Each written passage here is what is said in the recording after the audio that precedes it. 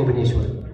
Communiqué 2025 brings us together to explore how purposeful communication, authentic narratives, and thoughtful brand design helps create brands that not only thrive in the market but endure in people's minds. On behalf of the entire XIM Bhubaneswar fraternity, we extend our heartfelt appreciation to our esteemed speakers, respected faculty members, media houses, and our fellow students for joining us today.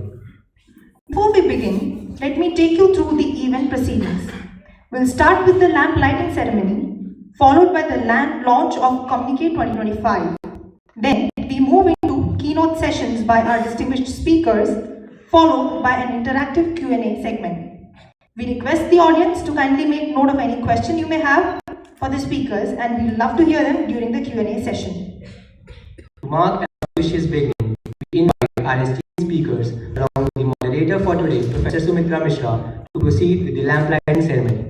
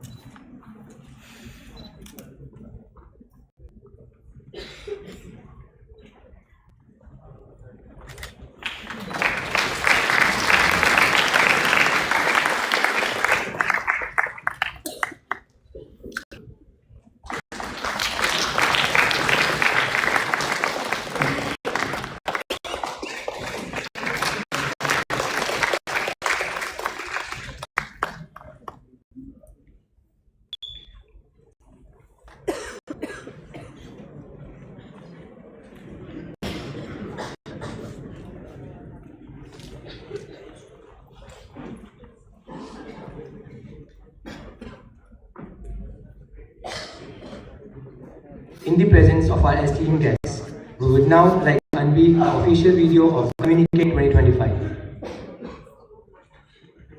Some brands fall overnight. Beside the petition filed by Nestle challenging the fifth treaty, their stories crack.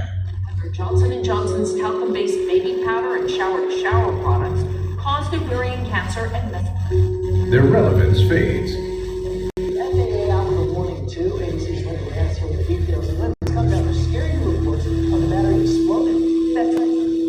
The world moves on.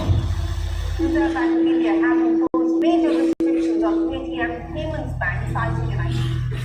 But the greatest brands, they rise again. Because brand building isn't just marketing, it's memory, meaning, and trust. Behind every rise is a story of strategy, resilience, and reinvention. Brand building isn't a logo, it's a legacy. And tonight, we celebrate those stories.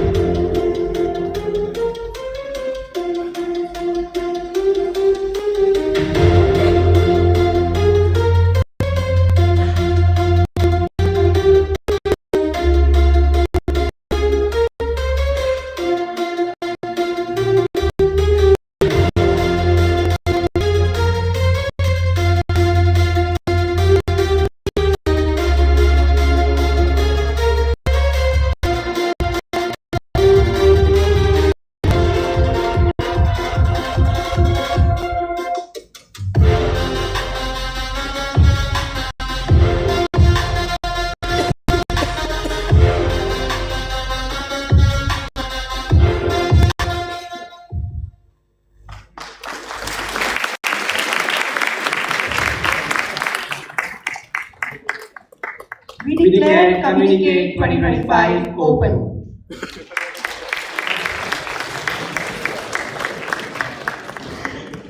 theme for this year's Conclave is Building Brands, a deep dive into the stories behind thriving brands. Today, brands are more than labels. They are narratives that influence choices and shape loyalty. In a world full of options, what sets a brand apart isn't just what it sells, but what it stands for. Whether through nostalgia, innovation, or a promise of better experiences, storytelling creates meaning, builds communities, and turns customers into lifelong believers. As audiences evolve and expectations rise, brands must redefine how they build trust and communicate value, speaking to the heart before selling to the mind. The most successful brands are those that listen, adapt, and survive. Today, we explore how storytelling transforms the brand into cultural icons, shaping identity, influencing behavior, and creating experiences that last. Let's begin this journey to the stories that build success. Today, we have with us Ms. Arya Swayamshri, Director, Digital Marketing at IHCL Taj Hotels, Mr. Sanjay Kumar Sahu, Regional Field Marketing Manager at Pidilite Industries Limited, Ms. Varsha Nair, Senior Brand Manager at Tata Consumer Products, and Mr. Kalpit Mohan, Creative Head at Orbit 8 Media. I am delighted to introduce our moderator for the event, Professor Sumitra Mishra, an esteemed faculty member at XIM Bhubaneswar, currently serving in the General and Strategic Management area. With over 17 years of experience in teaching, research, and professional training, ma'am has made a significant contribution in the fields of business and strategic communication. Dr. Mishra holds a PhD from XIMB and an MBA in Communication Management from SIMC Pune, along with multiple global certifications in communication and career development. She has also worked with leading organizations such as Loyalitas and IMRB Kantar Group. Ma'am, we are honored to have you with us today. Now we would like to invite ma'am to say a few words.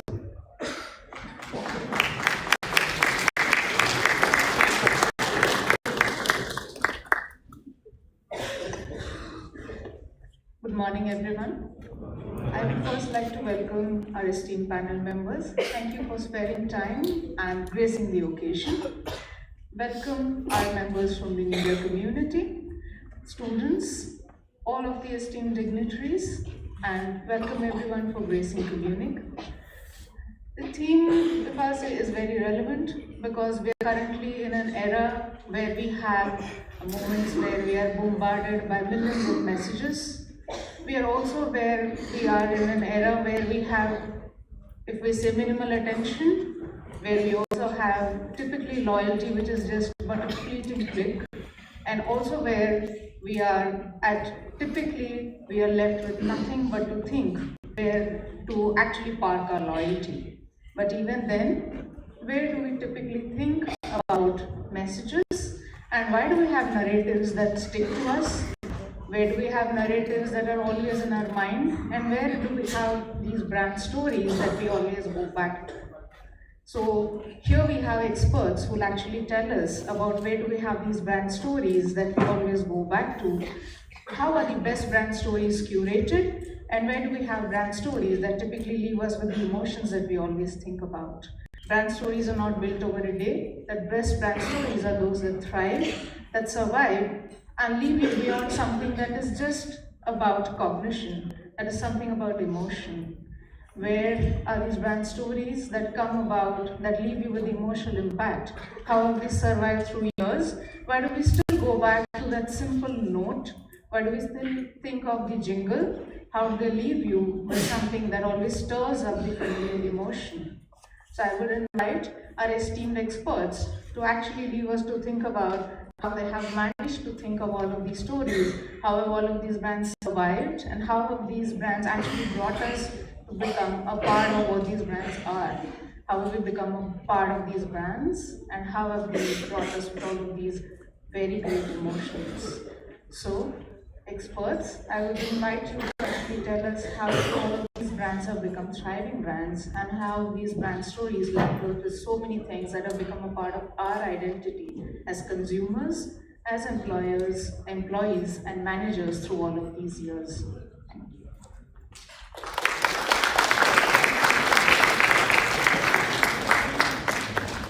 Thank you so much, ma'am, for those insightful words.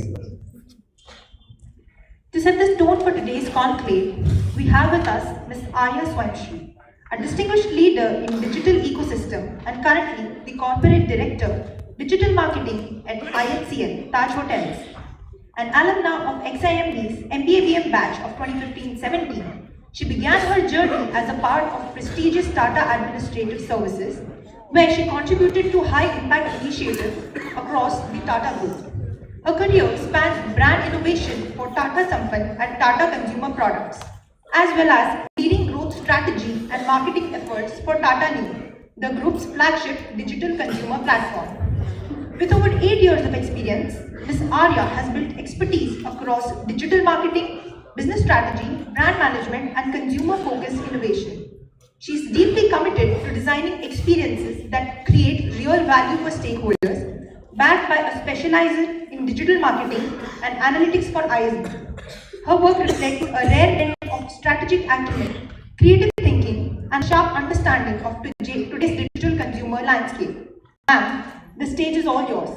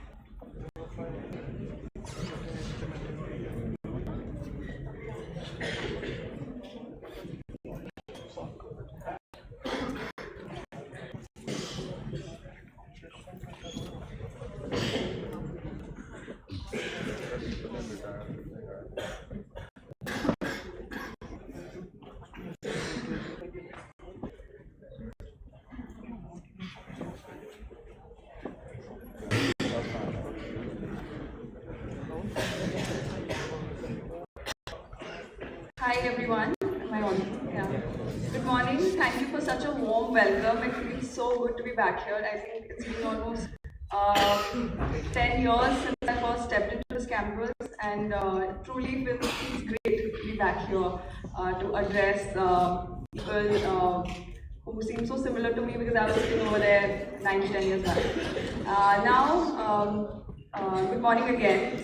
And to start off, to introduce this topic, I would just like to say that we live in a world where every scroll lasts for a few seconds, every influencer is trying to sell a new product, every viral ad stays on public memory for barely a few weeks, if not a few days. And even then, the brands that we look up to, the brands that we truly remember are measured in decades. Now, how do we build such brands in today's day and age? What is it that they do differently, and how do we build brands that people don't just see, but they choose, they trust, and they go back to again and again? For that, today, very simply, I'm not just going to talk about the iconic brand that I'm associated with right now, or even the multiple iconic brands that I've had the opportunity to work on in the last 7 to 8 years within the Tata Group. But I want to look at holistically at what brands which have thrived on for decades globally and in India have done differently. Meanwhile, if I have just a very few number of slides to project just to keep up my point. I hope we are done with the.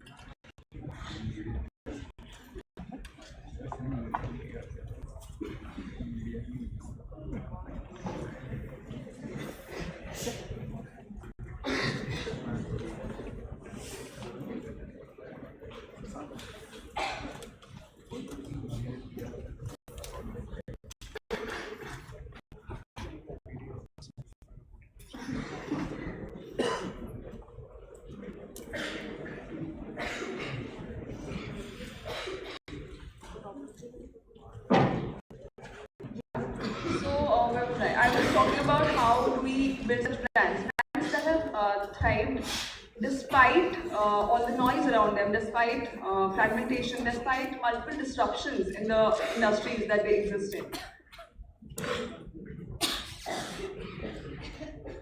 So yeah, enduring brands aren't just built on campaigns. They are built on clarity, on consistency, and on connection. I mean, attention can buy you a click, but meaning earns you loyalty. And community, that is what creates culture. So I just want to look at a few brands and distill these principles and see which of these principles stands out for each of these brands. We all know this. This is the very known Apple. Now, Apple is a masterclass in brand endurance, right? It is not just about technology, it is about design purity, and at the same time, philosophy of simplicity.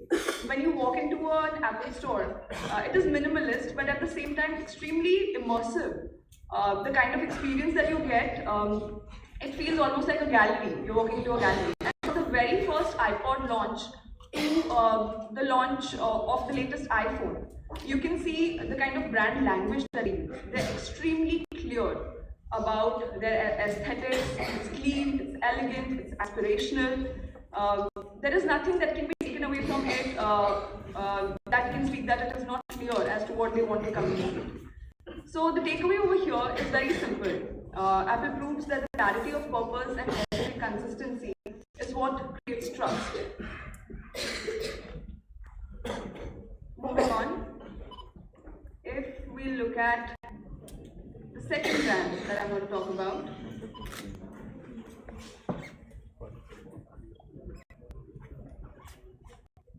Nike. So Nike, just do it, isn't just a tagline, it's a cultural mantra. Be it elite brand endorsements or even the Nike Run Club app that anyone uses to go about their daily physical activity. There is something that makes you feel that you are a part of a larger community. You are connected with many more individuals than you can see or just see on the UI on your screen. And this connection built over decades is what has built Nike as a brand. Now, we can see that on every brand page, there's a purpose. On every website, there's a page for purpose, right? On every brand's website. But how many of these brands do actually live it out? Everyone promises, but actually incorporating it in the tonality of your brand, in your communication, every touch point with your consumer is something that is not very easy.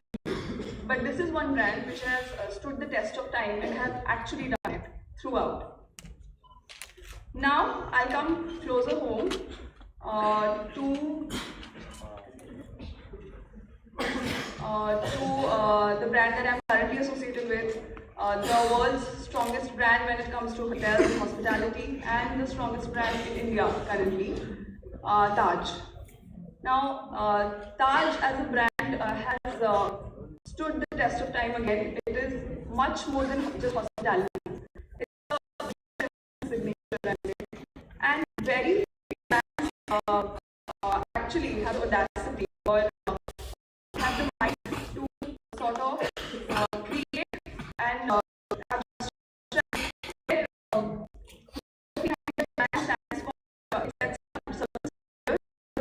consumers that they expect a certain level of service, a certain level of USP or I would say value proposition when they hear that word.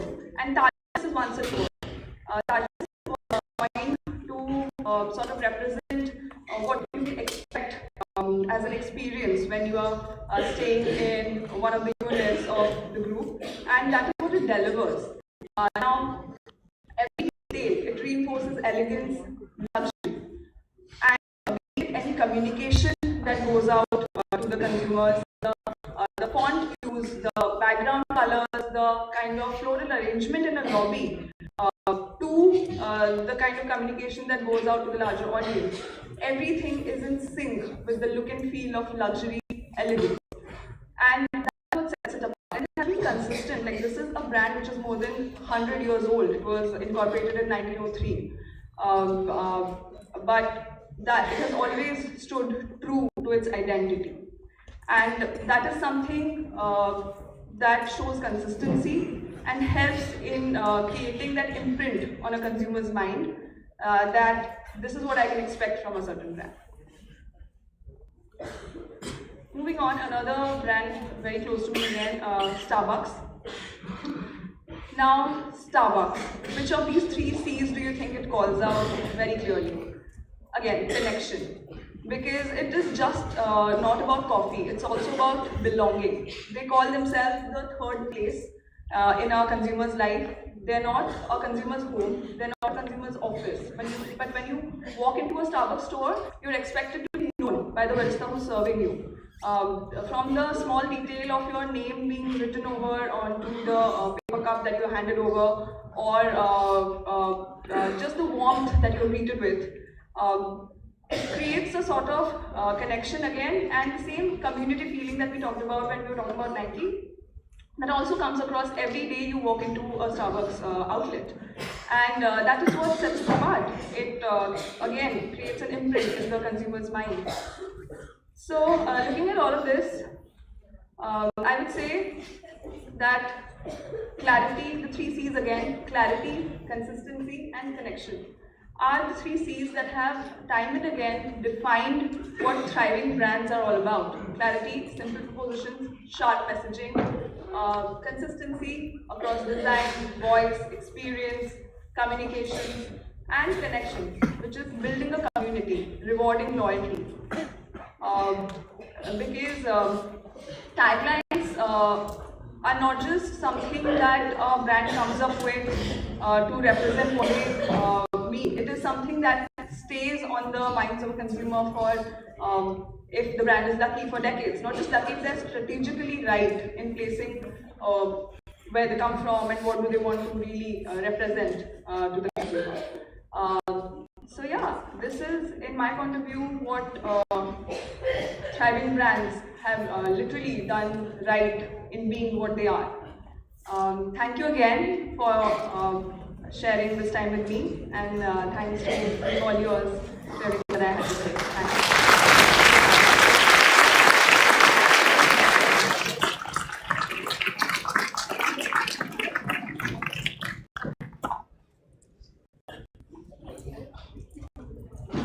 As ma'am said, that great brands are built on clarity, consistency and connection. We'll strive to have a clarity of purpose and consistency in our brand building. Thank you so much ma'am for sharing such enriching perspectives. Moving on to our next speaker, Mr. Sanjay Kumar Sahu, the Regional Field Marketing Manager at Pidilite Industries Limited, where he has been instrumental in driving sales excellence, strengthening channel ecosystems and enabling sustainable market expansion across Odisha. His career reflects deep expertise in sales, marketing, and strategic growth, shaped through impactful roles at Pidilite Industries and Indigo Paints, along with an early foundation at Resist.in that sharpened his capabilities in personal selling, digital communication, and customer acquisition through high engagement field initiatives. An MBA graduate from XIM, batch of 2016-18, Mr. Sahu has consistently demonstrated a commitment to strategic thinking and execution discipline. He represented XIM at the national round of Titan Elevate 2018 and emerged as the winner of the Kurukshetra Business Case Study Competition, further showcasing his problem-solving acumen. Today, his work continues to embody a strong consumer-centric approach and a passion for measurable business impact. The stage is all yours, sir.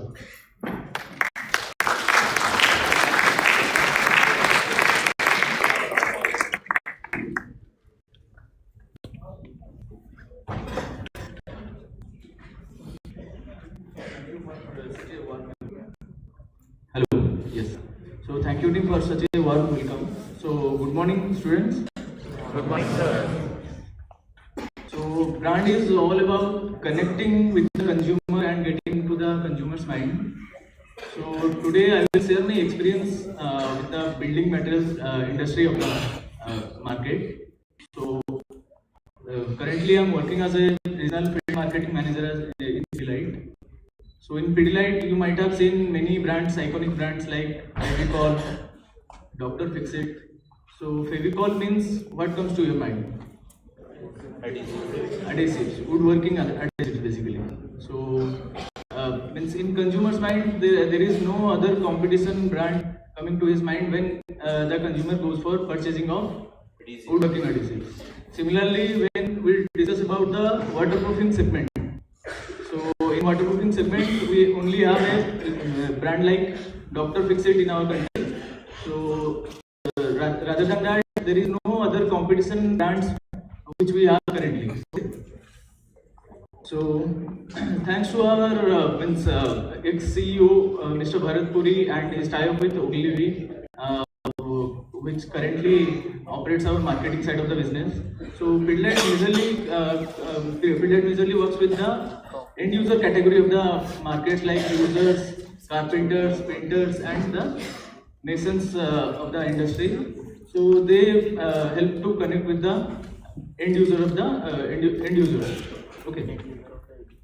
So the target groups, as I said, the carpenters, waterproofers, or the plumbers, or the painters, which used to influence the market purchase decisions of the consumers. So their influence in the purchase making the purchase decisions also influence the brand's presence. So to make a brand travel abroad, we need to first make the brand flourish in our own country. So Pidilite works on that principle. Pidilite works on the principle that first the brand needs to be connected to our own root, to our Indian origin. So its advertisements, which you might have seen, like the ad of that Rajasthani peoples getting into a truck and not dropping out from that Fevicol truck. So you might have also seen that Fevikwik cards when a South Indian guy puts a rod into the water using Fevikwik and then takes it out and catches 4 pieces. So those are the iconic advertisements which we have done to get into the end user's mindset. So currently there are almost 1.4 billion Indians, which in the next decade around 1 billion Indians will be for buying product purchasing decisions, especially into the building material segments. So basically, and in connecting the end users, we need to first connect to the universal human needs. Universal human needs means the belongingness, the love, the relationship, and the leadership. These are the universal human needs which we use to connect with the end users.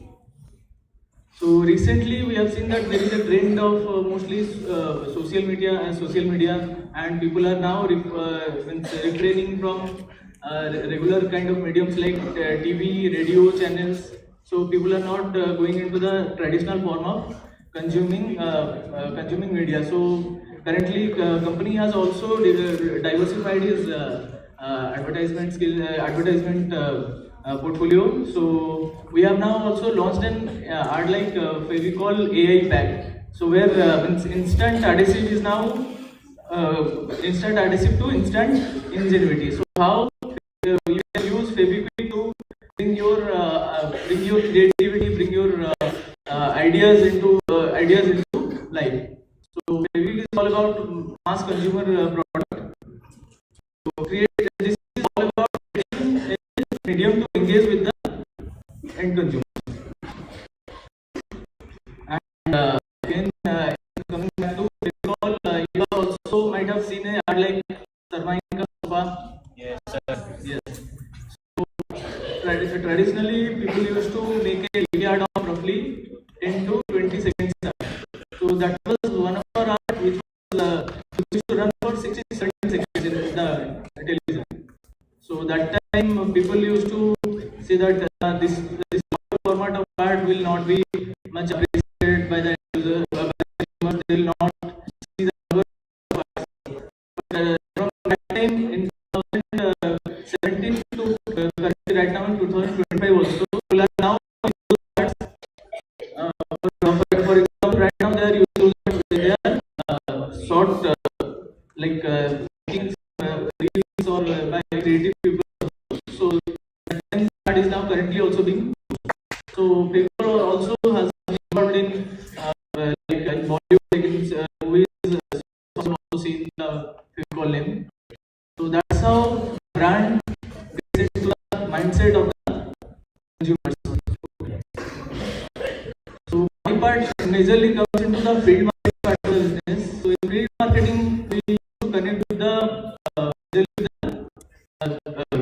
not the end user, the customer purchases the product, but the person who influences the buying decision. Like as I said, like the carpenter, masons, and the painters. So we do conduct activities to promote our brand in the ground level, in the field level. So we used to conduct activities with the carpenters, like we conduct parivar activities where we call the painters and carpenters and associate with them, associate with their families, like we do medical health camps or we do a like picnic activity where we can associate not only them but their family members of the brand and help them to get into the brand's perspective and the details of the brand's planning. So that's all about my experience to the last 7-8 years of my learning. So once again, I would like to thank the IlluminatiX team for calling me here. Thank you.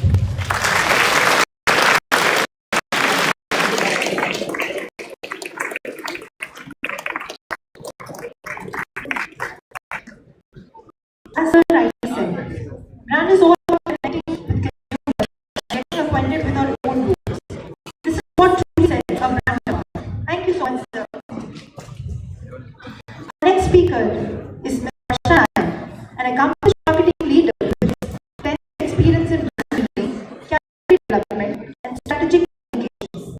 She currently serves as senior brand manager for consumer products, where she plays a pivotal role in shaping and strengthening some of the company's key brands in a highly competitive FMCG market. Other consumer products, Ms. Varsha led the customer acquisition strategy for Sada Farms at the Sada Group of companies, scaling the brand effectively across digital and online channels in Mumbai. An alumna of Xavier Institute of Management Bhubaneswar, the batch of 2015-17, she combines her marketing expertise with a strong foundation in technology, making her a versatile and forward-thinking marketing professional. We are honored to have her with us today, and she shared her insights on building purposeful and unique brands.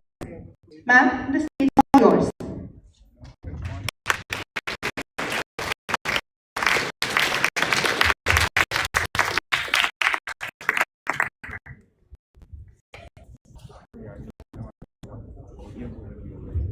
Hello, audible?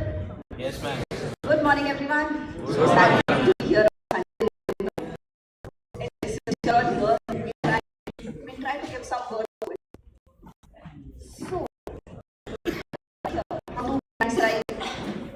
Easy. Have a great product that sells. And easier said than done, right?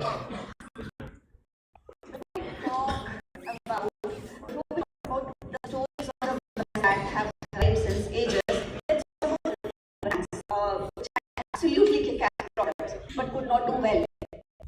I want few people from here to just say a few names, few brands that we're aware about, few products that we're aware about, absolutely great products not survive.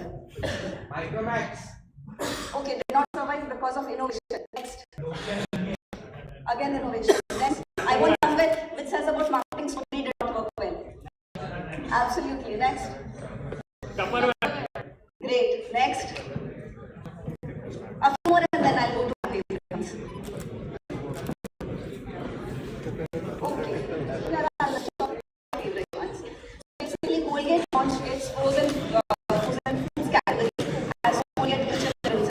Did not work. Absolutely great product, but did not work because people could not relate that Colgate as a food brand moved from oral hygiene to product.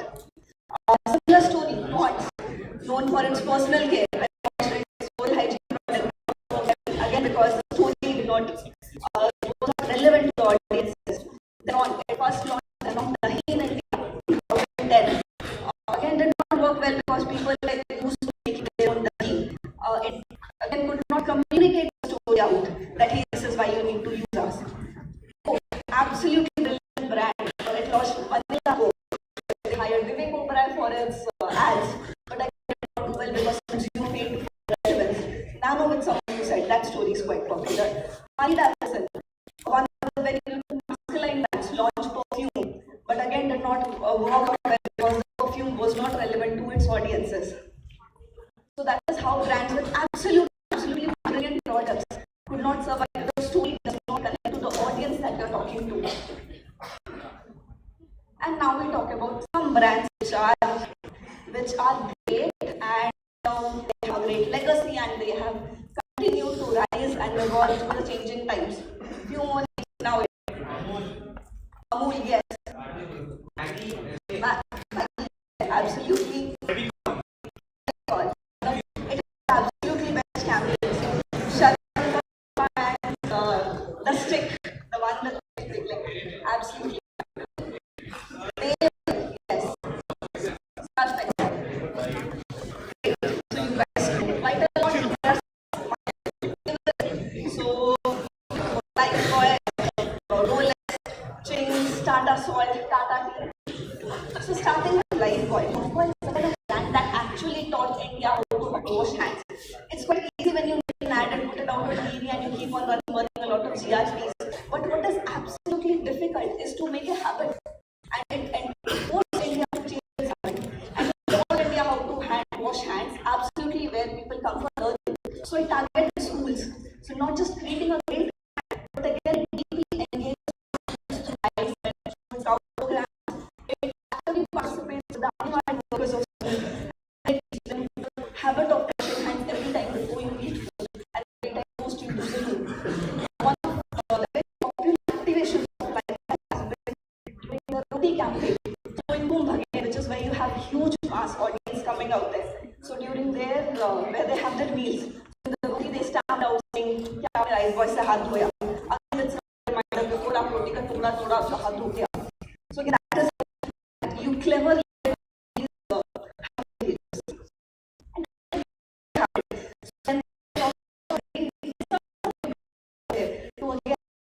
that I'm going to go out and publishing.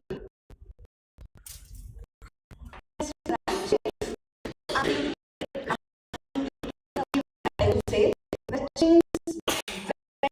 any other food has crossed over Bollywood so hugely that every time its ad is not an ad, it's more spicy and action than a masala movie. So over the years, you have seen Chings ad with all full releasing in its absolute releasing era. And all those music videos shocks to its consumer that Chinese food, it's not the regular bowl food. It is an interesting food genre there. You see their ads in a lot of movie placements. That's something that's worked out absolutely brilliant for them. The celeb collabs that they have and a lot of PR that they create. That's something that has kept them relevant over the years. They're the ones who got Chinese at home in India. One of the brands that I'm absolutely very proud about is Tata Salt. So back when as years back when India was still having a lot of iodine deficiency,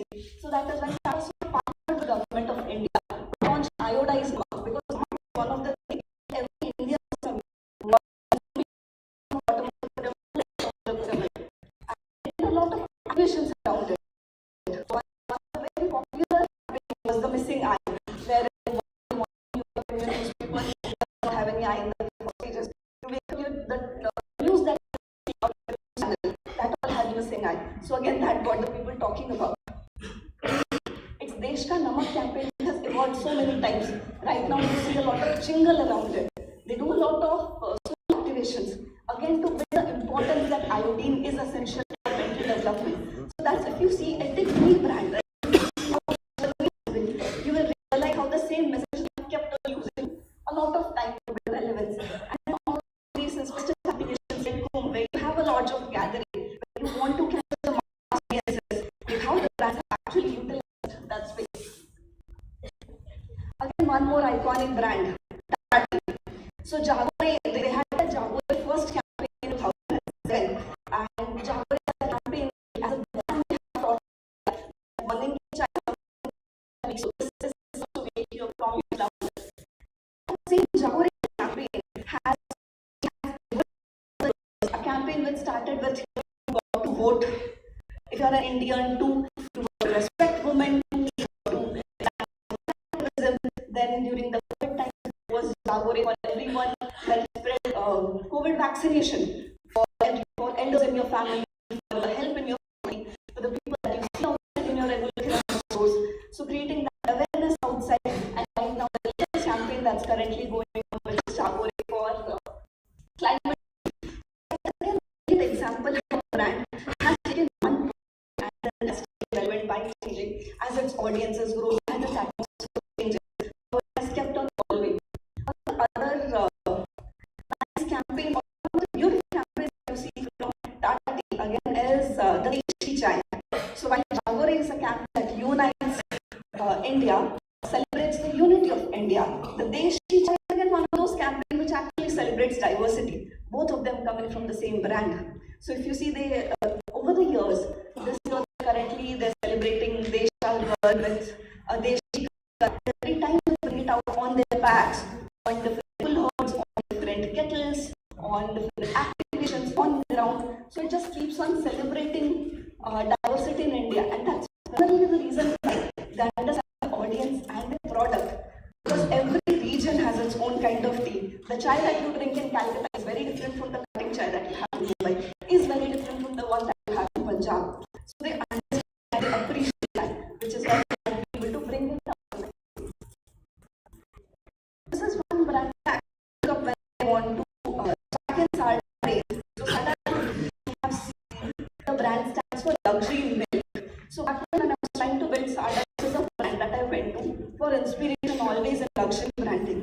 So Rolex as a brand is very interesting to me because has anyone ever seen the Rolex ad? Not you, but otherwise have you come across anyone? You don't come across it because it's not advertising to you. It is advertising to its audience out there who's very it's not trying to put out hoarding, it's not trying to put out, you don't see that on TV, but it has its audience, so it has its association. It is a brand if you understand it. It is a very personal brand. It's something when you have arrived in life. It is something, it is when you see associations that Rolex has. It is into sports and it's in very individualistic sports. It's not there in cricket, it's not there in football, it's there in tennis, golf, all those premium sports and the sport is just about being. And then you see Rolex associations, build its brand through association. Its associations is with cinema. In cinema, again, does not appreciate as in it does not sponsor your film or your best actor. It sponsors a lifetime achievement award. Because that is what you get when you use who's out there beyond the excellence. That's something. Greatness is what they value. And again, there are other things that are associated. For example, if you're going to deep sea or you're going out on the space, or you're going to the deepest trenches of Amazon or on a hot place. In all these places, Rolex watches survive, which is where you see the shape. And across all this, how do So the first thing that is you need to understand your consumer, or the need to understand this consumer. Behavior. What is the psychology of it? How there is it? These are the insights that will develop content. So now we take an example of one brand that's done a lot of advertising these days. You guys may relate a lot to it. So once when they understood what their is, that if I want to talk about James Bond as someone who loves movies, who loves food, but not want to have the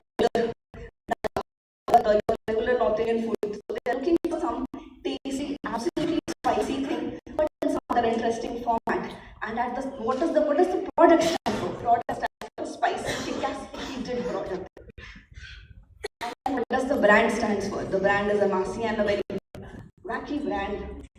So which is why when my product, the brand and the audience, they were able to form their proposition, which is Aag Laga. And then again the release does add a lot of energy and drama to it.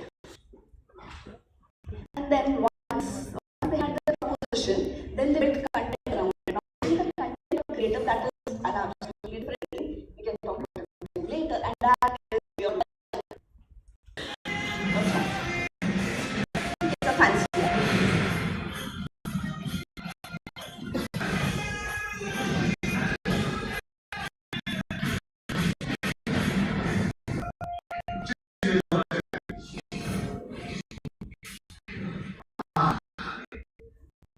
And then once you have created content, you just spread it like everywhere, out on the street, out on activation. You create a lot of PR work, you create a lot. So they have videos more grander than movie launches. Everywhere you see, you get people talking about it, and then you keep them engaged. So like that's how that's relevant. In my mind, I think that to stay relevant. Absolutely understand your relevant proposition, content that connect, communicates, and now you have a great content, spread it like wildfire, and then keep the consumer engaged. More or less, that's it.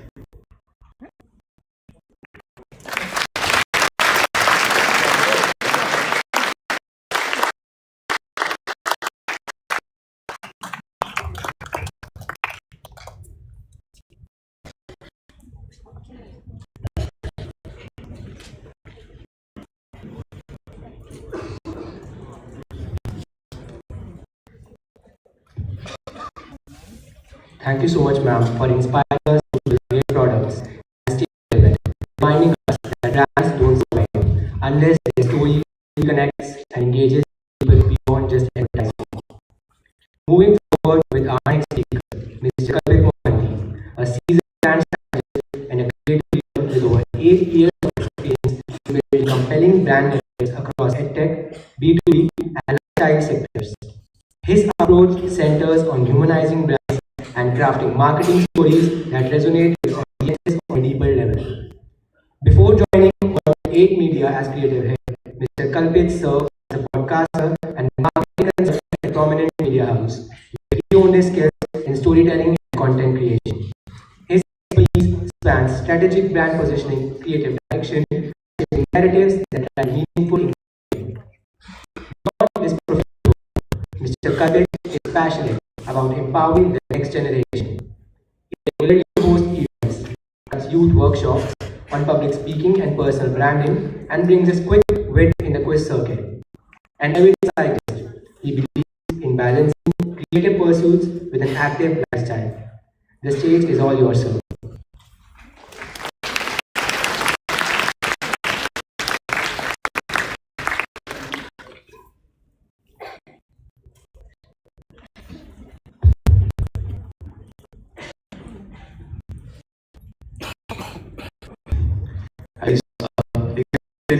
You guys first sit in the front row. I'm not going to make this boring for you. At least I'm going to try my best not to make your Sunday worthwhile. Yes. Let's make this interesting. I would really like to start with this first slide, but you already saw some of that. I wanted to bring some curiosity.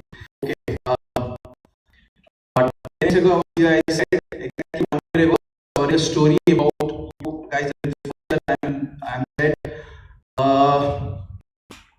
last year I was covering a story where I was basically tapping into placement anxiety. Seniors, super seniors probably, who passed out, stories that led, stories that didn't flow, people who were still anxious about their placements. About 1 year down the line ago, I was hosting an event for Exquisite, the XIM event, but today it's a different thing. Not make it cliche at all, and begin any further at all. Alright. Three things. This is not this. Let's make it interactive. Which person comes to your mind when you see these three images? Who do you connect to? Since we're talking about storytelling. Yes.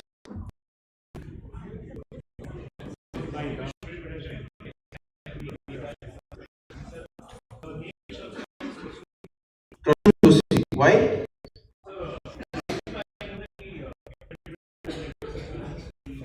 He was the lyricist for Taza paper, okay? He's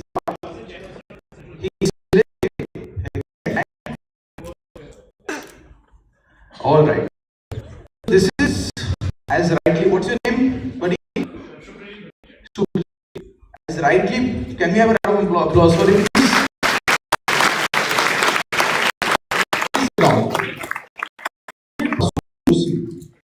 This man had his back to the wall completely. Wrigley's was entering into the segment and eating up into the particular product I'm going to show you next. Instead of showing slides, I'll just show you the entire story. Okay. Wrigley's and a lot of players like Lotte with the chewing gums were into market space. Prashant Joshi as head of McCann Erickson India and Asia Pacific was given the brief that if you do not pull this campaign off, please put your papers down, find your replacement. So that was the urgency, and it's back to the wall. And this is what he did with storytelling, pure storytelling. Can we please play the video?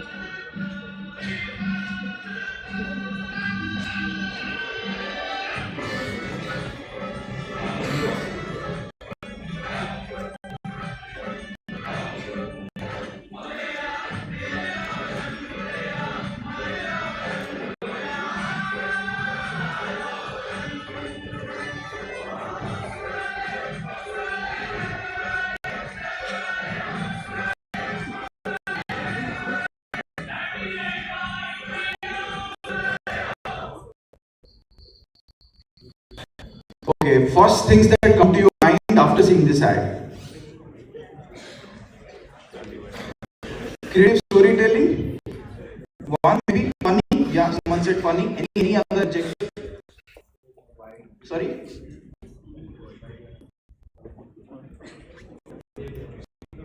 Mysterious. Out of the box. Lovely. Yes, out of the box. Definitely. Okay, but I'll come to the impact later. But this is, as per him in an interview, re-observation. So when he was a child, he used to visit the ancestral home of his best friend called Karthik. And the king, I mean the so-called namesake king there, the owner of the property, used to have problems having meals every time because it was dark most of the time, there was no proper lighting. And somehow this dining table concept and using chewing gum, Muskurale Jagmagale was the name of the campaign. Using it served as an inspiration for him in this campaign. Okay. So human observation, daily life observation, what it did, is it just plain storytelling that entertains us, or is it beyond it? We'll just see.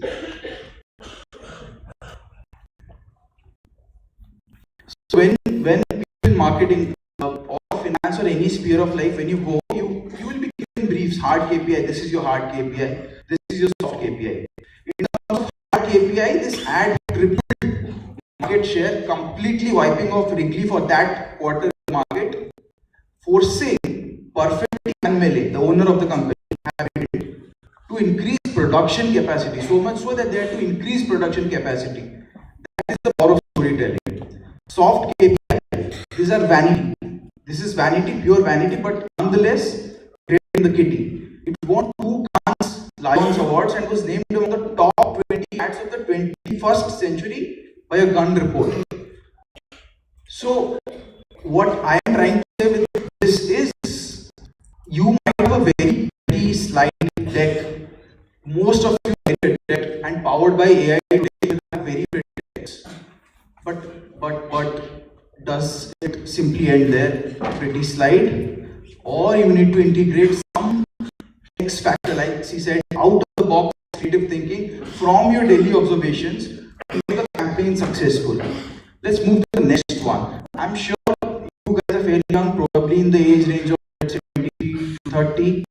I'm not sure most of you, like 80% of you, have seen this ad, but let's look at another ad and make this interesting, okay?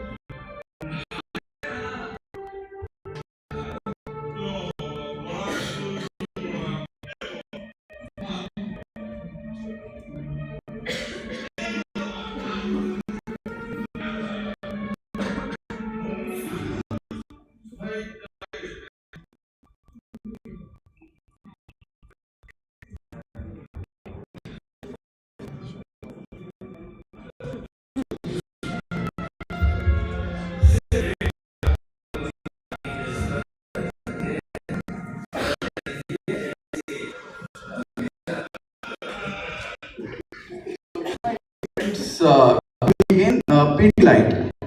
Fevicol is definitely top of brand recall, but there was a brand called XIM. It still is, but primarily it was a B2B industrial segment catering focusing product. The brief to the manager was to make it a household name. How do you use storytelling to make a very industrial manufacturing product like a sealant putty like MC into a household name and inculcate into a storytelling narrative with an ad? The impact of this ad was that it almost 5x the market share.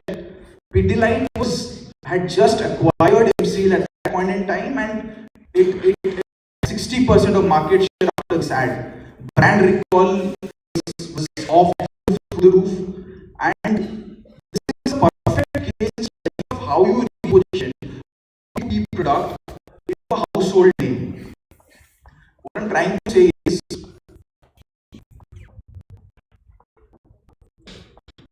the 2 most valuable skills, and in my honest opinion, not a mediocre marketer, it's not analytical skills that are top of the top in today's age. They're only top that you hold in the top first markets. What would give me something other than, like, don't say like analytical skills, of that. We all know that. You have been taught that in marketing day in tons of presentations. We have been through the same motions. Not over there. Generic, everything criminally underrated word. Criminally overrated word. Criminally overused creativity. What else holds you in good stead? Relatability.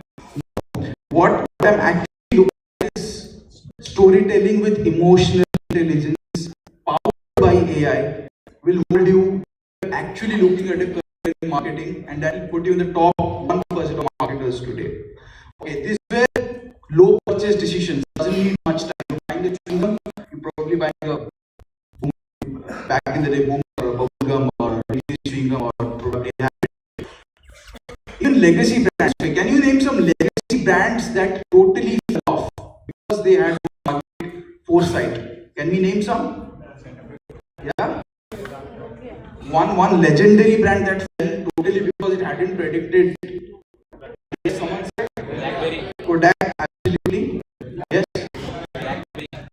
BlackBerry. So what I'm trying to say is even legacy brands fight for survival in today's age. And what they miss out is lack of foresight, which is why daily observations, human observations, interacting with people, communication skills, and emotional intelligence needed with your technical skills of course will keep you ahead of the rest. Your expression is being part of one, you are you're down the line, you'll be part of the core community, some of you will be in ecstasy. Organizing ecstasy will be your biggest UL activity, trust me.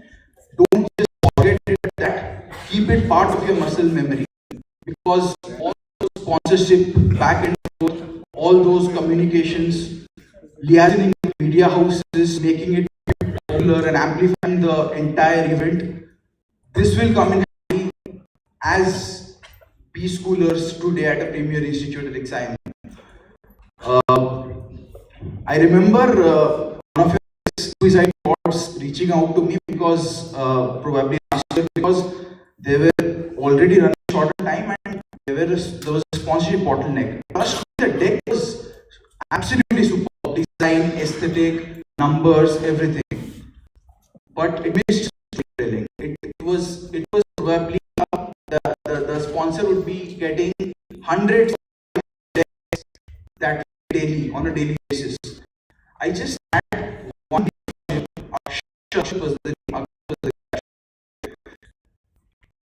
we are one of the best, the premium B schools in India. Incorporate that storytelling, what the brand achieved with us. He did the needful, what the sponsorship event was a success. So that should evolve, use your intelligence, because technically you all at one point, even if you are not at this point in time, will be skilled. You will have the same skill sets. You're good at creating predicts, you're good at analysis, dashboards, and all of that stuff. But what really set you apart is emotional intelligence with daily observations. Thank you so much. That's been my time. Thank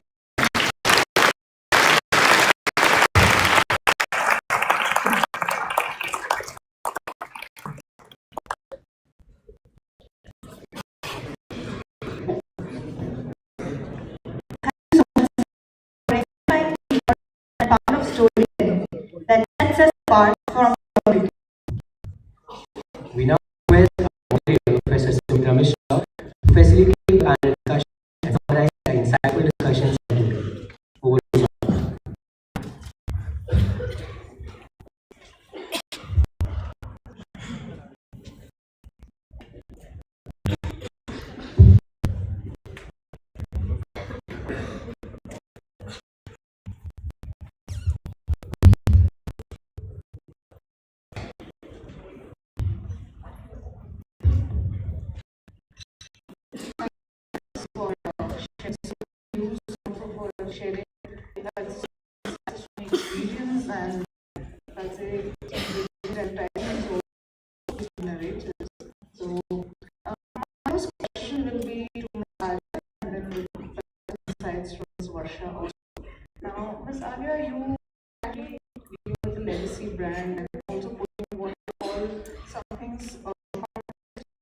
how do you manage to something from heritage and balance it with sharing so many things in perhaps sharing experiences just to fit into a screen?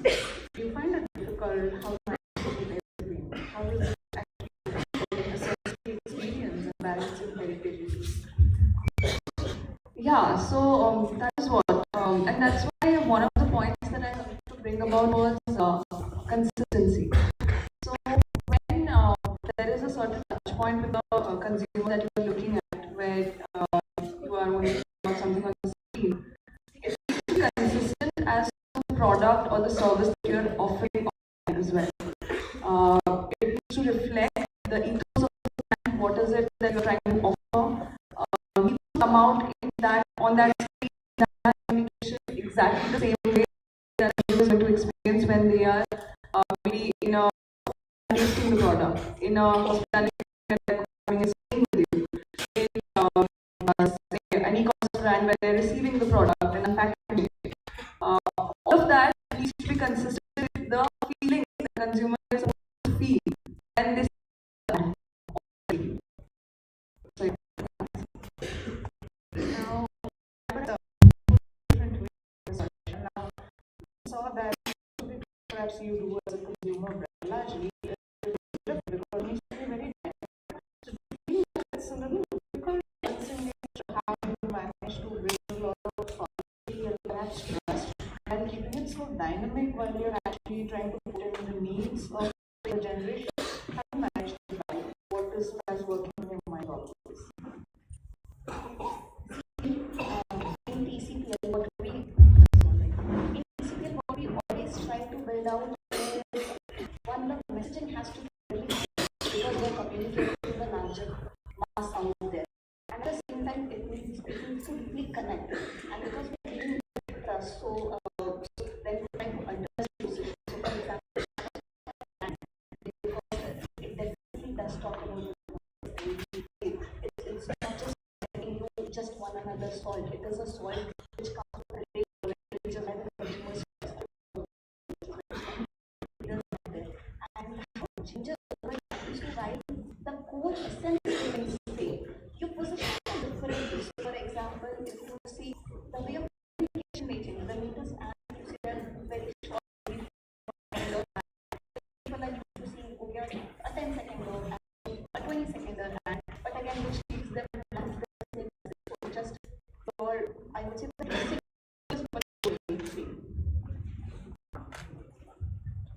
And Mr. Sanjay, I think we will always miss Mr. Piyush Pandey, as perhaps Fevicol has been giving us through the years. Now, I think largely the target groups that you work with are very different. How do we, perhaps keeping those messages relevant for channel partners specifically and keeping those narratives, how does it work differently? How do you work specifically with channel partners? So channel partners basically means for us the dealer and distributor network. So we have to sell our products, sell our story to the channel partners, and otherwise we cannot expect that they will be able to sell those products to the end consumer. So we at Pidilite is a very familiar kind of company. So we used to involve them with, for example, we are launching a new kind of product. So we used to involve them as family members, and we launched that product along with the entire Pidilite of dealer distributor, and we communicate the entire narrative of the new product, why we are going to launch this product, and how traditional products which the consumers used to use, and this product will bring a change into them. So that's how we communicate with the channel. Now, Mr. Kalpat, I think that is very valuable. How do you feel that particularly when you're bringing young brand stories or younger brand stories into relevance, how do you feel are the main things which are not negotiable, or do you think that they have to remain particularly something that you would never take when you're bringing stories for younger brands? I think I would just say one line here, before elaborating. Don't play by the playbook when you are getting to Gen Z and younger millennial audiences. You as an example, it's eating into the share of simply because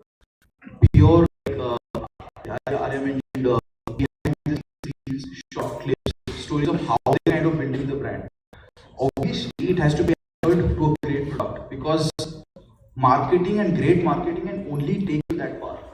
Without a great product, it falls flat after a period of time. There is plateau. So what I'm trying to say is, when you're getting to Gen Z audiences, like most of the people here, you have to stop the playbook absolutely and devise innovative methods that relevant. Kind of psychologically speaking, incorporate more UGC content, user content, reels, and all of that sort of thing, so that really works and is viral worthy for making a brand top of it, is what I feel. And perhaps just one general point of view from everyone, because I mean, we've moved from the generation where we lived and grew up from things like the iconic notes of toothbrush when we grew up, and from TV ads which were at least 30 seconds. We still go, for example, on a advertisement. Do you feel that TV advertisements are particularly losing their relevance? Are we other things like podcasts or perhaps Instagram content? Do you feel that reels, podcasts are going to practically take over the relevance of TV advertisements? I would like to share. TV advertisement as of now is dead. I do not know, you would agree with me, how many of us have seen a TV ad that really resonated and stayed with us, like those that probably went back. I feel mainstream, not even actors or roped in the creative agencies who hired for the brand, they are not interested. They're just churning out content. TVC for now is my opinion. They're rightly pointed out, they are being replaced by more interactive multimedia formats like reels, and that is going to stay for a fair bit of time before something else comes up. Is what I feel. So, like, no thoughts of it. I feel TV is as relevant as it used to be back in the 90s or even 80s or before. But maybe the medium has changed, but the format remains the same. The videos that you put out on your digital platforms, be it YouTube, be it the OTT. I'm talking about, so I've also spent a considerable amount of time in consumer durables, FMCG, etc. And I've seen what really works for an FMCG brand is to reach the masses. And TV used to do that earlier. Now, maybe those masses are switched to a Geo Hotstar, right? I mean, there are platforms, OTT platforms that cater to all kinds of target audiences. There's a Netflix where you have slightly a more premium audience, but at the same time, you also have the kind of audience that TVCs used to target via mass marketing. So yeah, the medium might have changed, the language and the type of content still remains very much relevant. I personally believe for larger brands, TVs are still relevant.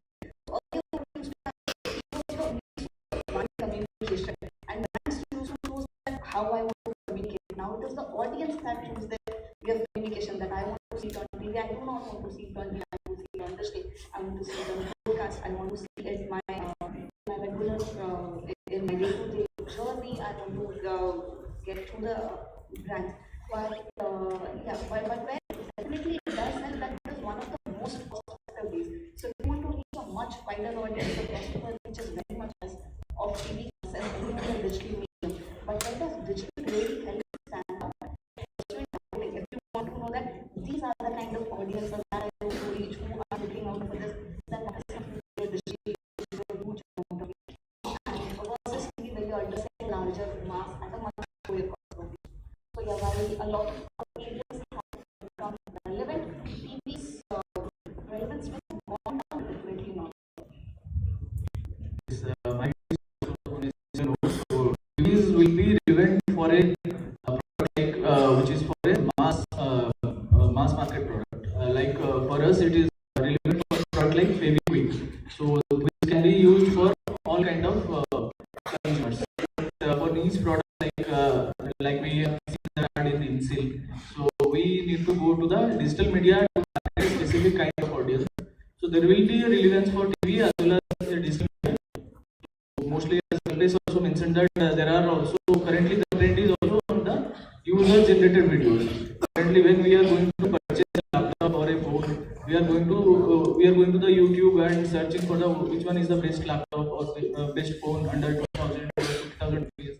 So those videos are also now becoming a decision maker for buying for your buying decision. So both mediums will be relevant depending upon your product portfolio. Okay. I think now I have asked a fair share of questions. Now I think we can open the floor for any questions from the audience, anything that they would like to ask our panelists. Thank you so much, ma'am, and esteemed panelists for this insightful discussion. We extend our heartfelt thanks to all our speakers for their thought-provoking insights and real-world perspectives, which have truly enriched today's discussion. The Q&A session begins now, and we invite all the students to raise their hands and share their questions with our distinguished speakers.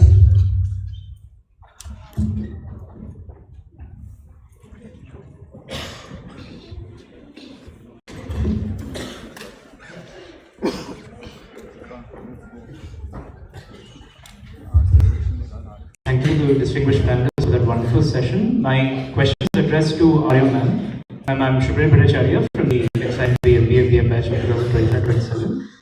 A few days back, I was reflecting on a date, and that was 26/11. And that's something which we deeply resonate with, especially, I think you will also resonate with it. Now, we all know that brands can crumble, and certain crises can actually crumble brands. Case in point, how Maggie had to deal with its crisis. What set Taj Hotels apart that it could actually regain the trust and confidence of people so quickly that after such a devastating incident, they could actually say that, you know what, we are safe and we are a legacy brand and we will keep all our customers safe and secure and the business shall go on. What were those traits which set the brand apart? You know, when I hear the date 26/11, even before I joined ICL, which was actually a few months back, one word that comes to my mind is resilience. And that is what the brand also went through. That is exactly what the brand, held true to itself when it went through all of that. All its employees, its staff members, everyone, even the support staff, or the police personnel, anyone who was supporting the brand or the hotel, I would say, everyone had that one single emotion, that is they had to be resilient against what was happening. And that is what the brand also continued doing after the incident, after everything fell into place and everything was fine. And that is what they still hold very close to them, is they stood through that time, and the priority was to protect everyone who was inside that hotel, right? And everyone knows about it. So that in fact strengthened the brand even more, that reinforced the kind of commitment that the brand has towards serving people, towards being true to what it stands for, and how they have stand for everything that they represent. So yes, that is what it actually meant for the brand. It did not bring the brand value down, it actually made people believe in it even. Thank you.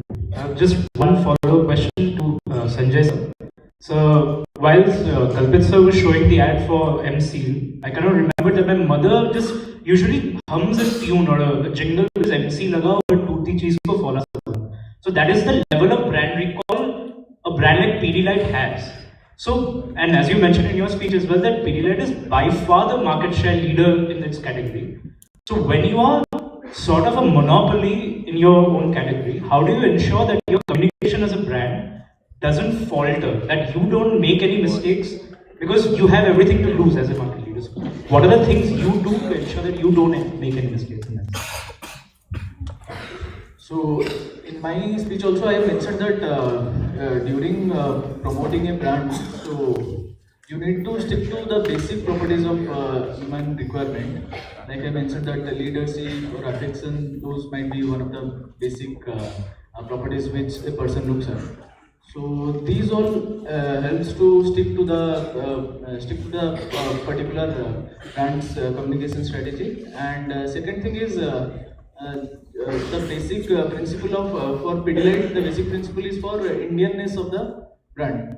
So that people will usually connect with the brand, and there will be no ad or against the brand's advertisement. So that's all we are doing in Bidlight. Thank you, sir. And one final question to Vivek, sir. So, a few days back, you quiz, which was the culinary quiz, and I had the privilege to participate in the second quiz. So, one thing I observed in the quiz was there's so many stories within this as a state, because I'm new to the state, which are not told because the stories are not told. So, stories about food stalls or basic culinary cuisine. How can I, if I am wanting to be an entrepreneur, what are the things which if I want to be an entrepreneur, what are the things which I need to keep in mind when I bring those stories forward in terms of my marketing pitch? What are the certain key requirements that will bring the story of the local ingredients or the local hidden treasures, as it were? What would be those certain which I should focus on? Great question. In terms of communication and content strategy, it has to be absolutely hyper-local. It cannot be generic. Let's say, for example, I'm not sure if in the city there is this movie stores and all of that, right? They're positioning at something rooted to the heritage culture. There are a lot of GI tags, right? There are a lot of food products that have GI tags allocated to the specific territory or geographical territory that are there. You got to promote it in a way that the stakeholders involved with it, let's say the Kai chutney from the Kai chutney and the tribals that actually make it, or an artisan handloom company that makes saris, for example. You just can't go about putting on social media that my sari is beautiful, it is worn by this personality. Great for vanity, but ROI, sales, revenue, I'm not sure, at least for the brands that I work with. So you got to involve all the stakeholders involved in the process, like for example, food. Involve the people who are involved, the artisans who are making it, right? If it's an artisan large name, or the saris, the handloom weavers, create a story out of them, how they spend a day in the life of a handloom weaver. Resonate far more and would connect the brand to an emotional resonance that would result in sales, in my opinion. Thank you, sir.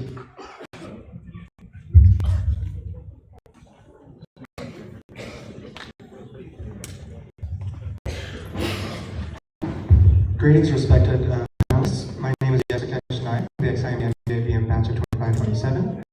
So, Kalpit sir, you had mentioned during your speech about two essential skills we have as marketers. Right? So my question goes out to, for those of us who wish to enter the digital marketing or brand building field, what is one non-marketing skill we should learn? This question is not to anyone. Emotional intelligence is actually not a marketing skill. It's absolutely a non-marketing skill, and it is something that really can't be taught in classes or workshops, to be honest. It's either embedded or you learn from life experiences, is what I feel. I'm not sure if you agree or align, but what I actually meant by that, and it's a very valid question. We all focus on marketing skills.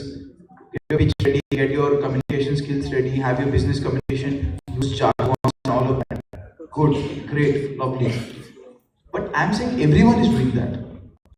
Or at one point, everyone will do that. You will be in the same rat race. So emotional intelligence is something that will set you apart, because you derive great happenings great campaigns have stemmed from personal experiences. Be it movies, be it ads, be it Instagram, reels, any sort of multimedia format. I'm not saying all, I'm not being stereotypical, but I'm saying that is the reason why you need to keep your eyes and ears open around you. Be it a bus stop, be it a railway station, your creative inspiration can stem from literally anywhere. And you just need to be cognizant of that fact. And that's a non-marketing skill, my friend. Thank you, sir.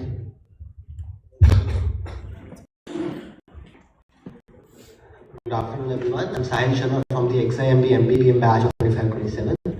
So first of all, truly enriching session. I'm sure everyone has learned a lot from it. My question is to Mr. Kalpit. So we all know that choosing the right channel to launch a new campaign is one of the most important decisions a brand has to make.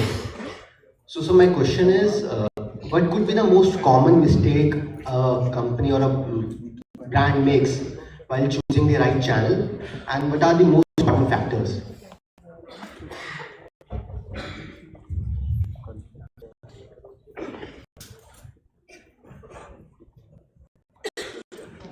So sorry. I missed. Can you please repeat? My apologies. Yes. What's the one mistake? So what could be the most common mistake a brand makes while choosing the right channel to launch any new campaign or new ad? Okay. The channel is decided. That's the assumption. No, we have to choose the right channel. All right. ठीक है. Let me tell you this. Let me tell you with an example. Did you have a chance to look at the absolutely mindless apology trend that was going on recently? Did you feel a lot of brands, a lot of MNCs, a lot of reputed brands, not even brands that are kind of laggards and kind to gaining market share, also hopped into the bandwagon? Do you feel as a person, as a business student, do you feel it was necessary? I feel, my personal feeling was that you don't need to trend hop. It does nothing for you. Okay, it gets you relevance, it gets you some vanity metrics on Instagram, on social media. That is great. But there is one common mistake, if I would highlight in digital era, is trend hopping on every trend that doesn't have any relevance to your brand. Right? The copywriter does a great job, the visual designer does a great job, but it doesn't land, simply doesn't land. You know? So I say choose your, on the contrary, amongst all those apology trends that companies churned out, if a company would have said we are sorry for all the apologies on behalf of all the companies, would have been slightly going against the grain and would have kind of put them in the spotlight. This is not necessary. We are busy creating our creatives. Sorry to miss the bus, something of that sort. That would have created a resonance sort of a thing. Instead of jumping into the bandwagon mindlessly into every trend that is going on. So that is one common mistake that you, or companies rather, when you go into the real world, should completely avoid. Thank you, sir. Good afternoon, one and all. My name is Shreyakar Mahapatra from the MBA batch of 2020. So my question is, with the consumer mindset that we have here in India, we tend to buy those products with which we connect a lot, and then we substitute that product with the brand. Like we say noodle for Maggi and adhesive for Fevicol. But we see these brands have many other products also, which get oversized and many products. So my question is, how can these brands create that kind of value for their other products, and some other companies trying to enter into these segments, like we say EP for noodles or snack tag that we have for noodle segment? How can these companies also create that kind of values where there are giants like this in the market?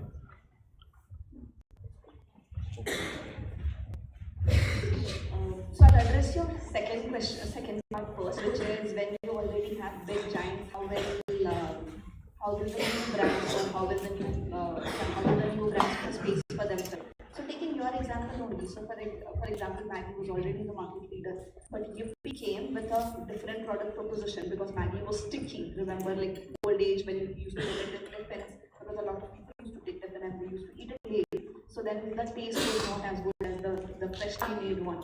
So you came with a non-sticky method. So one is product innovation, and again it did everything that Maggi did not. Maggi's were all squares. You came with a circle one because it was just easier to make it in the saucepan. So it just understood it consumer better. It made this product to make it more relevant for the audience, and then had its story. So if you tie all the three, then these new age brands will be able to stand out. One more example, if you see, the market of protein powder markets, it's all highly very cluttered, but whole food still stands out because the way it's projecting out its product. That means I am not the one who's selling you another protein powder. I am the one with plain label. I'm just going out loud to say what all the things that I have, and I'll say it on the front of the pack. So it's bringing out the ingredients which are on the back of the pack, on the front of the pack. So either product innovation or a different way of saying out the story will bring it out. So there is always room for competition. There will always be market leaders, but there is always room for competition, and it's only about figuring out what is it exactly that the consumer needs, but as a market leader, the X brand is missing out on. And then innovating, like Varsha very rightly said, that innovating on those needs and implementing what you've learned from the consumer insights that you've come across. So yeah, there's always room for competition, and given that there is a market leader which probably takes up 85 or even 90% of market share, doesn't mean that a new brand cannot enter the same category. Yes, so I would also like to state another example. So we know very well that in soft drink market there was only two competition, Pepsi and Coke. And recently you have seen Reliance have very aggressively entered into that market, and brands like Campa Cola and Gold Soft they have launched. So what were the Reliance's strategies? Very strong distribution channel and their pricing strategies. When we go for a Coke or go for a Pepsi for a small pet bottle, so it used to cost 20 rupees per bottle. When Campa came with a 10 rupees bottle, so they dominated the entire market for the economy side of the consumer. Okay. And similarly in the paints business also recently brands like Ultratech and JSW came with similar pricing strategy. JSW came with all sets with same price, which others used to give that for different sets you have to pay different prices. So you have to differentiate your strategy in terms of pricing or in terms of packaging to enter into a very dominated market. Thank you so much. Good afternoon to the esteemed panel. I'm Anurag Tripathi from the XIM MBA batch of 25-27, and my question is to Ms. Arya. Ma'am, when we look at Taj properties around India, let's say for example in Mumbai or Udaipur or more recently in Puri as well, all of these properties have a distinct character to each of them, and they somehow blend into the culture and heritage of the city that they're in. But at the same time, they have a distinct Taj identity. So how does the brand also manage to balance its brand identity but also blend in with the local culture? But that is exactly the value proposition that the brand stands for, you know. So I was in fact earlier today explaining to someone that Taj has iconic city properties, the Taj Mahal Palace in Mumbai, the Taj Mahal in Delhi, the Taj Palace in Delhi. These are very iconic city properties which have like endured the test of time and been there for decades.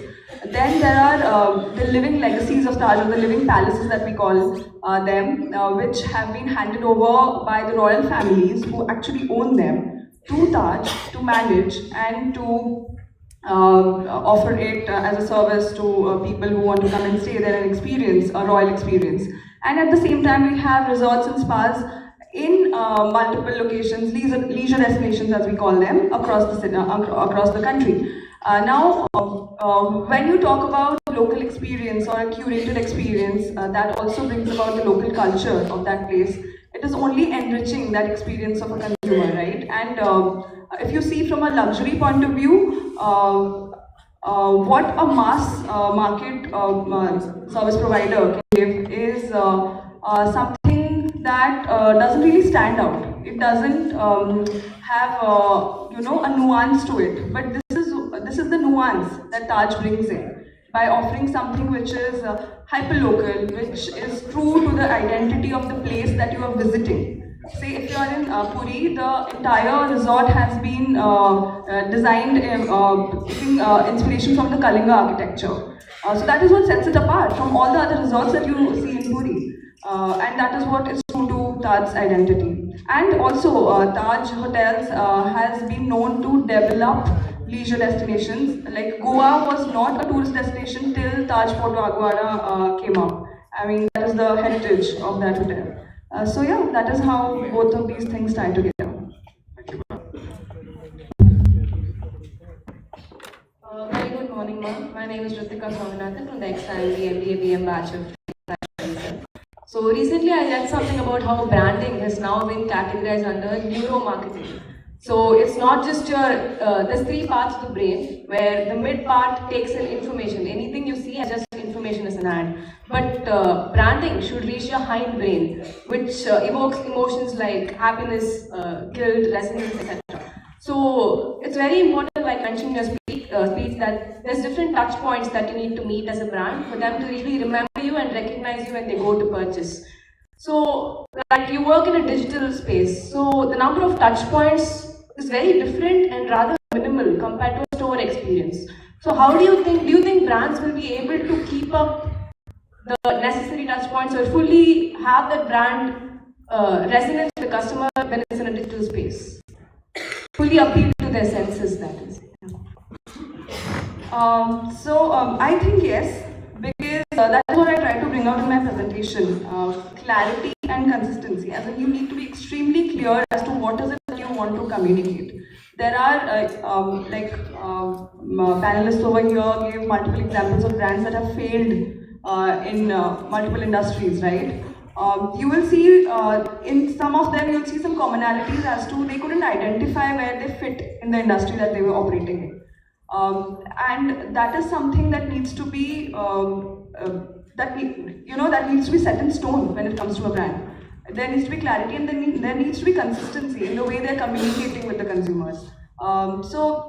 Recently, I had in fact written about it that it is not just about understanding what the consumer, it's not just the insights that you gather about consumers, it's also about implementing them. It is about knowing, okay, this is the pain point that the consumer is facing, and this is how I can change it. Maybe the packaging isn't working, so I got this insight, but am I changing it in the right direction? Am I making the necessary changes that will actually lead to higher conversion, higher sales? I see that this UI or UX is not working for my consumers. Am I reducing the exact number of clicks that need to be reduced? Am I bringing in the right CTA? So all of this definitely matters, and this is a necessity in the digital world. And it all depends on how clinical you are about the cohorts that you're targeting, how clinical you are, and how well have you understood the cohorts that you're targeting, their needs, the insights from them, and then implementing them. Just to follow up, do you think the pathway of how a consumer desires to purchase is still the same even in a digital space? No, it's very different. It's very different. In fact, it's constantly evolving. Now with, especially with AI, I'm not sure if you guys are following, so there is something called search engine optimization in digital, and we pay Google to feature in the top ads. There is something called paid search. And with AI coming in, we don't know what the future of SEO is. Even Google doesn't know what the future of SEO is, because it is LLMs that are influencing your decisions. You are not now going in asking Google what is the best resort to stay at. You might go to ChatGPT and ask, I want to go for a vacation over here. Can you plan my itinerary? So that it's a completely, and then there will be tags which will lead to a certain websites, and you are not paying the LLMs, right? And that is where it completely changes. So there is something called Geo, which is going to probably replace SEO, and no one knows what is going to happen in the future. So it's the landscape is constantly evolving, it's constantly changing because it's tech, and we know how fast tech moves. But yeah, one always has to brace themselves and try to be best at whatever next is going to come up. Thank you. Hello everyone. Hello. So my question is related towards Vashana.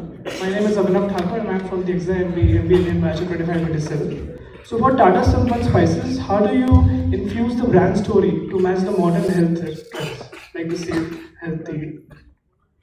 How do we use Tata Sampann Spices in the health space? How do you use your brand story to infuse basically the new, to match the modern health requirements? Understood. So basically, if you see the spices segment or how consumers are evolving, they no longer want, they know. In spices, there's a lot of adulteration going in around. Every now and then you keep on hearing news about this X brand found with some cancerous elements in it. So which is why consumers are looking for trust. So which is why when we communicate out our messaging group, we ensure that we give them a lot of details. So for example, in a lot of our communication, we mention our sources. We mention our sources of purity also, that what are the tests that we do. We are giving them a great quality product and we give them the assurance from that. So yeah, a lot of source and a lot of claims that again give consumers the belief on it that the product that they're taking in their kitchen is pure. And these days, a lot of consumers have all of a sudden become very involved about health. They want to know, what goes into their food. They're reading the labels. For example, when they're buying a garam masala pack, or for example, any ketchup or a chutney, looking at the back of the pack, are there any preservatives in it? So we ensure that we declare everything out and we communicate that to the consumer. Thank you so much, ma'am. Due to the paucity of time, we'll be taking last two questions. Good afternoon. My name is Sibadesh Sanapati. I am from the XIM MBA BM batch of 25-27. So my question is that in this era of the Gen Z, where people are extremely sensitive towards sustainable way of doing business, how will brands circumvent the use of AI in the branding? For example, in the recent times, the voice actors are losing their jobs in terms of game designing and in Ubisoft. So how are brands going to circumvent this issue?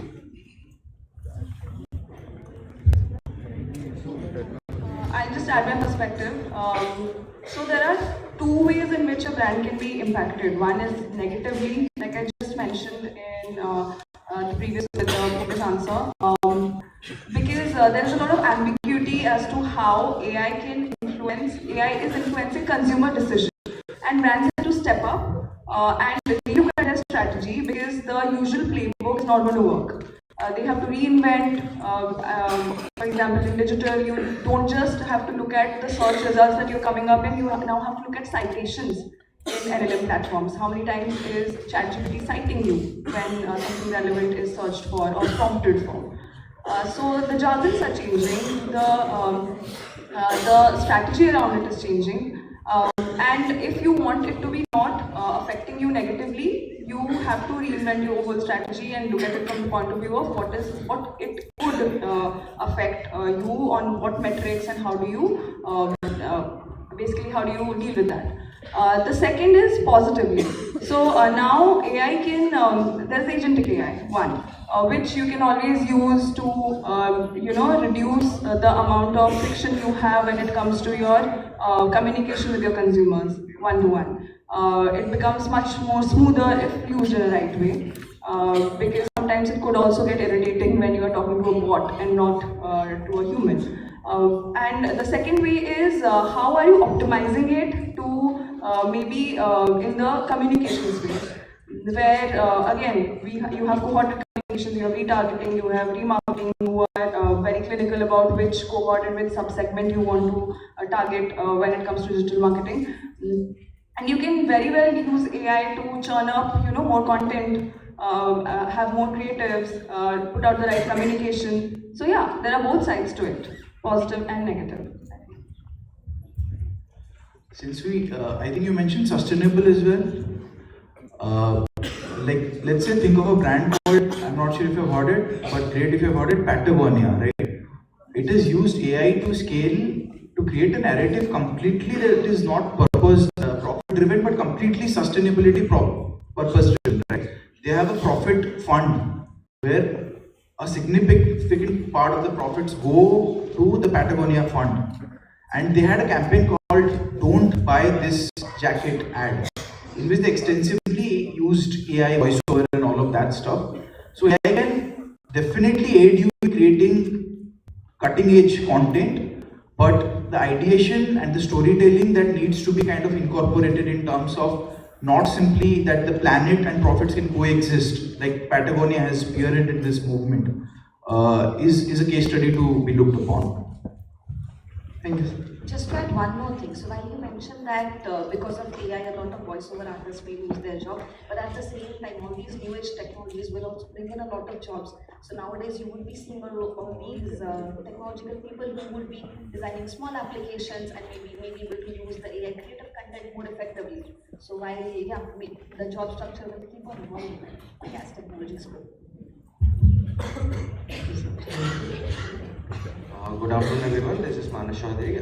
So my question is, and I believe that low involvement products are usually the toughest product to create that brand recall or to market. So let's say there are, for example, chips, like I have Kurkure, I have Lay's, I have Bingo. If one is not available, I'll just get another one. So what strategies can we follow? I believe one is emotional marketing definitely, but what apart from that can we follow to create that differentiation among the mindset of the group? Also, how much does product quality matters in that? So on low involvement products, yeah, you're absolutely right. One is your emotional story. One is not available by the other product. So which is why distribution is one of the very key things. For example, if XYZ spices is not available, it's not like you're not going to make it. We'll buy whatever next is available. So which is why one distribution has to be there, which is where a lot of quick comms and e-coms are helping it out, helping small brands reach a lot of distribution level, which was earlier very difficult. And on so that's on distribution. And second is the brands need to differentiate. So that has to be, so for example, while they're all chips, but for example, different brands would have different flavors. So for example, if you feel like having a spicy chips, you would want a good chips. You would not settle, if you want a good chips, you would not settle for your regular meals. So hence having some product innovations out in the taste space, and now is the health space coming up, you can all see. Earlier in snacking it was just the chips that were around and then the other namkeens. But these days you see in the pantry, in the snacking section, you see makhanas, you see non-roasted, no palm oil and a lot of other things. So your health section is shaping up quite hugely, and people are more aware about what they're putting inside their body. So quality does matter a lot to people these days, especially when information is widely available. Just to add another point, along with the ingredients which we look for while purchasing a product, we also get hold with the brand in terms of like what the brand communicates with its ads. Like for example, whatever ads we saw today, mostly you have seen that there is a good amount of humor in those ads. So humor, culture, these are brands used to connect with the humor. So those things, those things also in the brand and differentiate from other products in the market.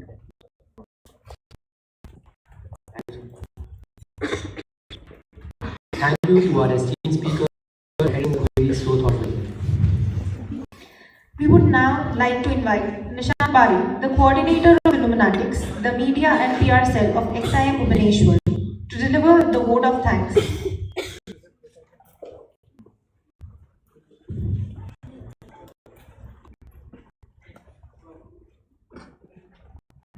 Good afternoon, everyone. I, Nishan Barik, coordinator for IlluminatiX, the media PR cell of XIMB, is honored to deliver the vote of thanks for Communiqué 2025. First, a sincere gratitude to the distinguished speaker for sharing their time, insightful perspective of what is happening in the today's event. A heartfelt thanks to Smita ma'am for guiding us through the discussion with such a clarity and having a clear discussion with all of you. We also like to appreciate Career Advisory Services and Alumni Committee for their continuous support throughout our event. We also thank them for capturing this event. Additionally, we place a record of special appreciation to our media partners who helped us immensely in enhancing the visibility and the impact of the event. We extend our gratitude to Student Executive Council and other faculty members and guests who are present during the session to help us run through the event. Finally, to my team for their dedication and relentless effort to get this event what it is right now. And finally, to the audience, thank you for being such a supportive audience and getting such an insightful session for us. Thank you.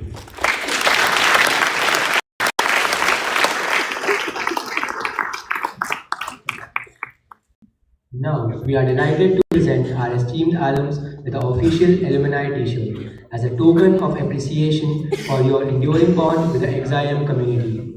May they symbolize the pride and legacy you continue to uphold and strengthen.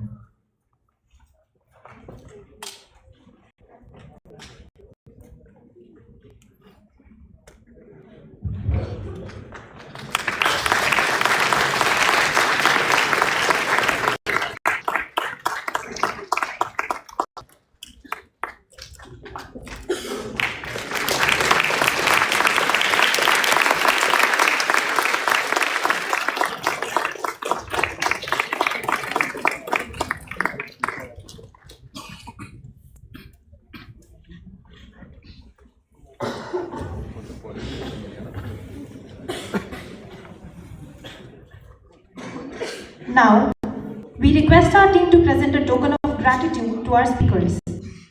Ms. Arya Swayamshri.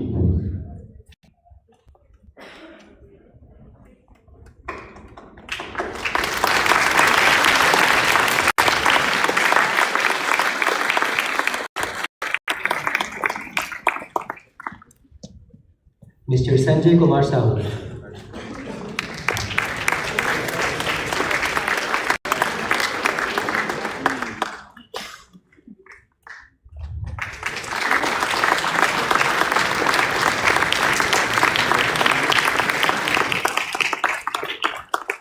Ms. Varsha Nayak.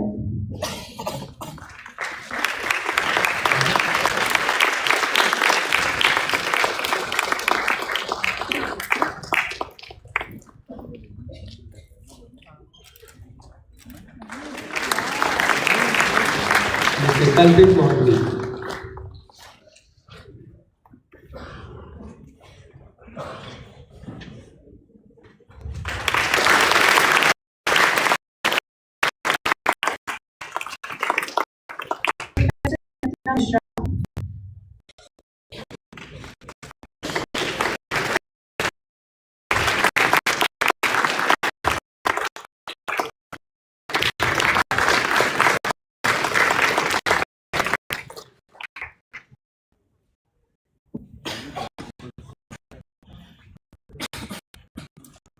As we conclude Communiqué 2025, let us carry forward the powerful learnings and stories that are shared today to keep building brands that inspire, engage, and truly endure.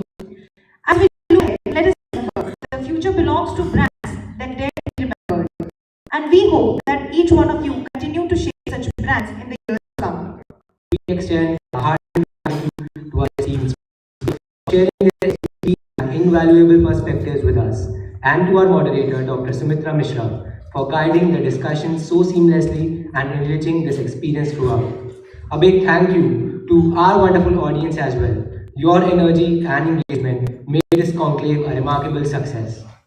We request everyone to kindly remain seated as our speakers take their leave.